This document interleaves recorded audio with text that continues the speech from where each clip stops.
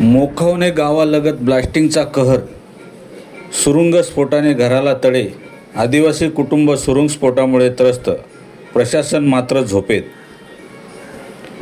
शहापूर तालुक्यातील मोखावणे कातकरीवाडीलगत सुरू असलेल्या जोरदार ब्लास्टिंगमुळे एका गरीब कुटुंबावर मोठे संकट कोसळले आहे. गोरख झिपा मुकणे याच्या घराला गंभीर तडे जाऊन घर कधीही कोसळण्याच्या स्थितीत आले असून कुटुंबाच्या जीवितास धोका निर्माण झाला असल्याचे समजते.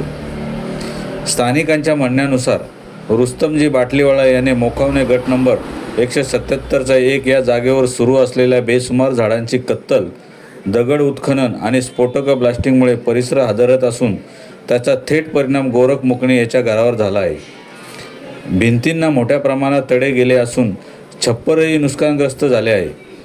विशेष बाब म्हणजे मंडळ अधिकारी कसारा यांनी प्रत्यक्ष पंचनामा करून अहवाल सादर केला. त्यामध्ये घराला गंभीर नुकसान झाल्याचे अहवालात स्पष्ट नमूद असूनही प्रशासनाने अद्याप रुस्तमजी बाटलीवाला याच्यावर कोणतीही ठोस कारवाई न करणे, तहसीलदार शहापूर यांनी सुनावणी लावून रद्द करणे, तक्रारदाराला वारंवार फिरवणे या प्रकारामुळे प्रशासनाच्या कार्यपद्धतीवर गंभीर प्रश्नचिन्ह निर्माण झाले असून संताप व्यक्त होत आहे. गोरख मुकणे हे अपंग असून त्यांच्याकडे दुसरे कोणतेही उत्पन्नाचे साधन नाही.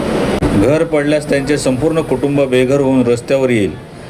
त्याने प्रशासनाला वारंवार तक्रारी करूनही दुर्लक्ष झाल्याने मुकणे यांनी आता आक्रमक भूमिका घेत 1 एप्रिल 2026 पासून तहसील कार्यालय शहापूर येथे आमरण उपोषण करण्याचा लेखी इशारा देण्यात आला आहे. त्यांच्या प्रमुख मागण्या: ब्लास्टिंग व उत्खननाचे काम तात्काळ बंद करावे, घराच्या नुकसानीचा पंचनामा करून भरपाई द्यावी, घराची तात्काळ दुरुस्ती किंवा नवीन घर बांधून द्यावे, संबंधितांवर कठोर कारवाई करावी व कुटुंबातील तात्पुरती सुरक्षित निवास व्यवस्था उपलब्ध करावी.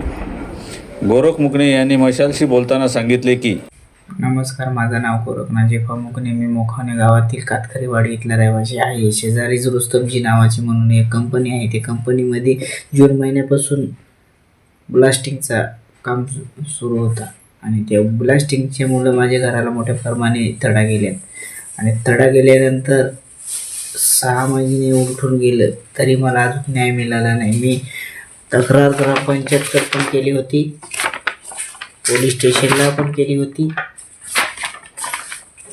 तहसीलला पण केली होती आणि कलेक्टर साहेबांना सुद्धा केली होती. तरी मला अजून कोणी उत्तर काही देतच नाही. जर ह्या 15 दिवसामध्ये येणाऱ्या 15 दिवसामध्ये जर कोणी दखल घेतली नाही तर मी उपोषणाला बसणार आहे.